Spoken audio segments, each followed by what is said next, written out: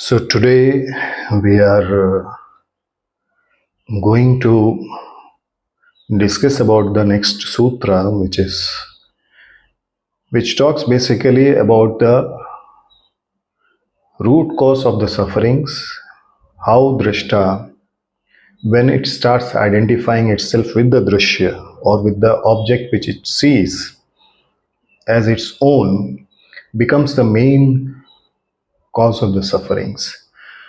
So drashta drashtayo sanyogo heya hetuhu. So what is drashta? So drashta is the observer, the person who is observing, or the seer, or the purusha.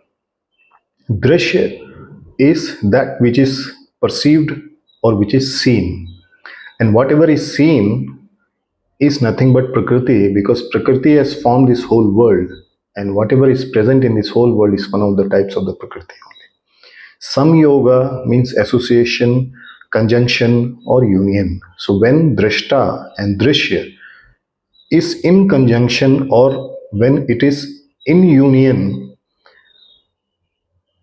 is the main cause of the suffering, and that is the reason it has to be avoided. So you have to understand what exactly is drashta and what is drashya, what is samyoga, and then we will understand the whole sutra. So the cause which is to be avoided, which cause which is causing the suffering?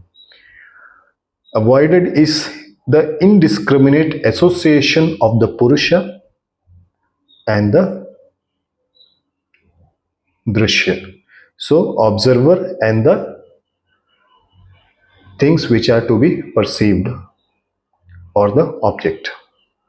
So in this sutra, Maharishi Patanjali, what he is trying to say, in this sutra Maharishi Patanjali says, and he explains a fundamental cause of human sufferings. He explains a basic foundation of everybody's suffering. See, whatever today we are suffering, it is because of this only, because when Purusha identifies itself as the Prakriti, or the things which are formed by the Prakriti, there comes the problems. When it thinks that these sufferings, these problems are his own, then the problem starts. So he says that Maharishi Patanjali explains the fundamental cause of human suffering, which is mistaken or indiscriminate association between the observer, which is seer or the purusha, and what is to be observed, or the things which the observer is observing. The self or the soul is known as the purusha. So you, me, and whoever is watching this video, you are supposed to be sakshi of this video. You have to be observer of this video. Don't get connected with the video, because then you will be having the conjunction with the video. Now, the self or the soul known as Purusha is pure consciousness. However, when it associates itself or identifies itself with the external world, now what all things are there in the external world? Body, mind, then the senses, the materials, objects, all these things are products of Prakriti. So the Purusha is a pure consciousness, and when it is identifying, or when it is getting united with the Prakriti in the form of, because we are made up of Panchmabhutas, so this body, these senses, this mind, this materialistic world, whatever things, Purusha starts getting connected with these things. Like when you say that this bus belongs to me, this car belongs to me, this person belongs to me. So how it can belong to you? Because see, you are an observer. Nothing is yours. This body also is not your own. It is going to leave you. So if you are in the state of observation, or you are an observer, you will not have the raga and dvesh. You will be away from the kleshas, and you will be free from all the pains of the life. So he says the key idea here is that this association is the root cause of all the pains and sufferings. This association, this rag and total attachment or identification is the main cause of sufferings, and it is something to be avoided. So he says, what is supposed to be avoided? This conjunction has to be avoided. So this sutra offers a profound insight into the cause of human suffering from the perspective of yoga philosophy. So there are many explanations in many spiritual paths, but this particular explanation is given to us by yoga philosophy. Patanjali teaches that the connection or the association between the seer and the seen is the root cause of the problem. So when the seer identifies itself that it is same as seen, then the problem starts. The ultimate goal of yoga is to break this association and realize that we are the seer, not the seen. Just for example, when you stand in front of the mirror, whatever you see in the mirror is not you, it is your image. And whatever difficulties, whatever image is formed, it may be a good image, it may be bad image, it may have some other problems also with the image, that cannot be your reality. You think it is your own, that's why you take the mistakes also of that image as your own. So that discrimination has to be very clearly understood, that you are an observer and whatever you see in that image is not the reality. You have to be observer and just observe whatever is happening. So this conjunction has to be understood. Once you are understanding this, naturally you are away from the problem. So let us understand some things of this sutra in detail. So let us first start with the seer or the drasta. So drasta means, here the seer or the drasta refers to the purusha. So here Maharishi Patanjali is talking about the purusha when he is talking about the drasta. So purusha or the self or the soul is the true observer inside every individual. Now it is the part of us that is pure, unchanging and eternal. So every soul is potentially divine. Why it is divine? Because internally we are connected and we are part of the Supreme Self. And because Supreme Self is also potentially divine, we are also divine. So it is not going to change. Now, the Purusha is often described as the soul or the inner consciousness that simply observes everything. Now, what is the main work of the Purusha is to observe everything, whatever is coming in front of it. But normally, hota kya hai? What happens? That Purusha starts identifying itself as the seen, whatever is seen by the Purusha. And it starts recognizing that whatever is seen by the Purusha is the Purusha, and that is wrong. So it does not act, feel or think, it simply exists as a witness or the observer. So Purusha is just an observer. Now the next is drasya. Now drasya is something which is seen. So everything that Purusha perceives or observes is a part of Prakriti. So Prakriti has formed this Panchbhautik world. So whatever is there inside this Panchbhautik world is also formed by this Panchbhautik creation. So everything what Purusha is perceiving or it is observing is made up of this Panchbhautik world. So which includes the material world. Definitely we all know that whatever is seen by our eyes around us is made up of Prakriti, and we all know that it is made up of Panchbhautik elements. Our body, senses, mind and thoughts, everything whatever is around Purusha is made up of this Prakriti. Now Prakriti is constantly changing because it is having the gunas, and because gunas are there, it will never be in the same state. There is always a change. So Prakriti is constantly changing and is the realm of action, thought and feeling. So because of this, what will happen? Prakriti will have the action, it will have the thought, it will have the feeling. So it includes everything we interact with, from the objects around us to the thoughts in the mind. So everything is a part of Prakriti, whether it is Manas, whether it is Mahat, whether it is Ahankar or anything made up of Tanmatras or Panchmabhutas, everything is that. Now Purusha is basically from the top, it is observing everything. And the time Purusha identifies itself that it is Manas or it is Ahankar or it is Indriyas or it is Tanmatras or anything, Mahabhutas or any body or thoughts, That sanyoga, that union is the main cause of the problem, and that has to be discriminated and that has to be understood by the Purusha so that it can detach itself, and then when you detach itself, automatically the sufferings from the life ends. So next word here is samyoga. So samyoga, the same thing what I was telling, samyoga is nothing but the union between the drashta and the drashya.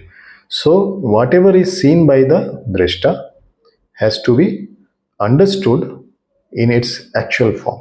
So the problem begins when Purusha wrongly identifies with the Prakriti. Now, when wrongly Purusha is identifying itself that it is not Purusha, it is Prakriti. So the problem starts. So in our day-to-day life, we often forget that we are pure observer. Instead, we get caught up in what we observe. So whatever we are observing, we think that we are that. We think that that is our reality. We don't remember that we are just observing everything. You don't have to get connected with it. For example, we may identify with our body thinking that I am this body, or I am having these emotions, or thinking I am angry or I am sad. This association makes us think that we are what we experience. So remember, yoga says that you are not what you experience in the grosser way. Now, when Purusha identifies itself with the pain, so that pain cannot go inside the Purusha, that pain has to be there in the Panchbhautik body only, or in the mind, and these are the part of Prakriti.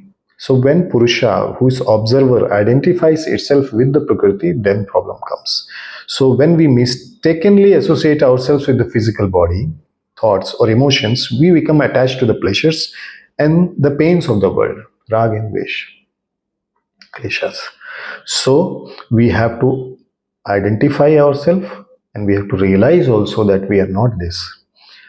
So we feel joy when things go our way, and we feel sorrow when they don't happen the way we want.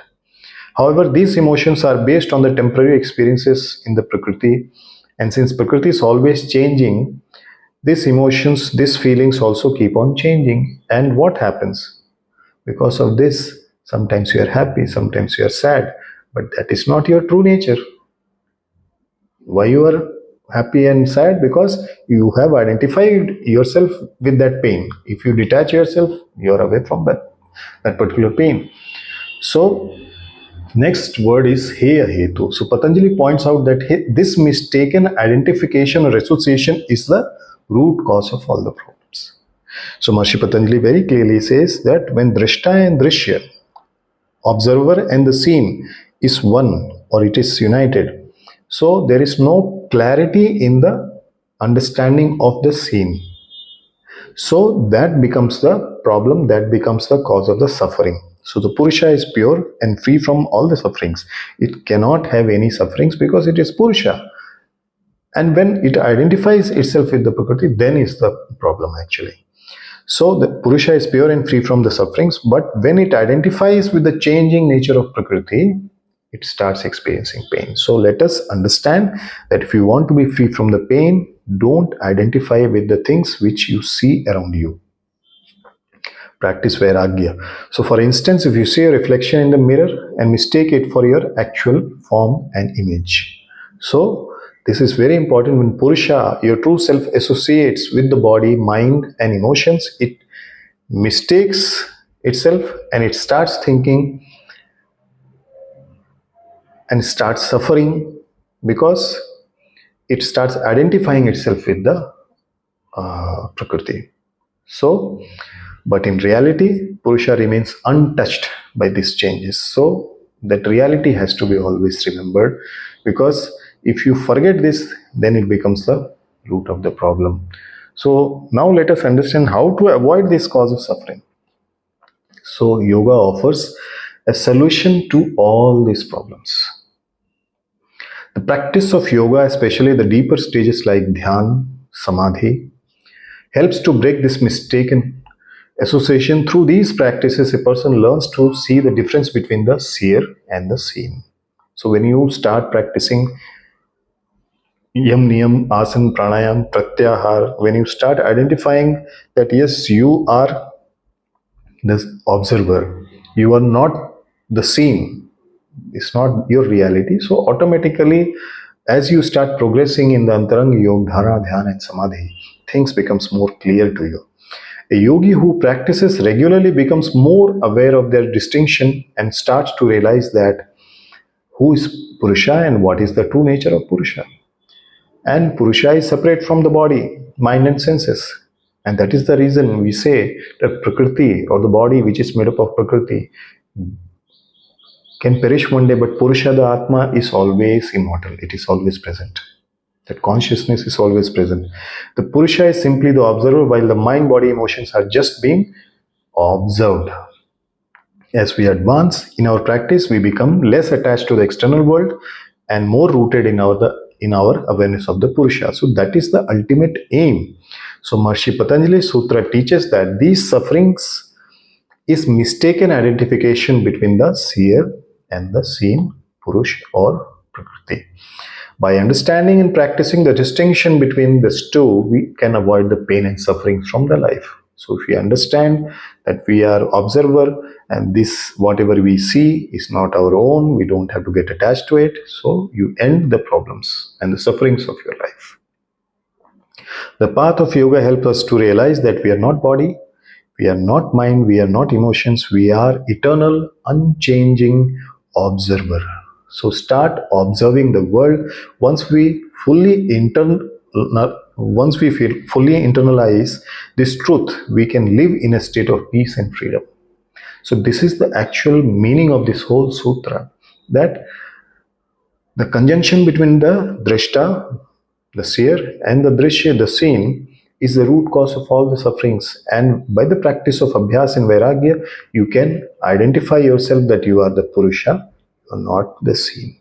And once you experience this, automatically you are free from all the problems of the life and you will be in the state of peace and freedom. So this completes the 17th sutra.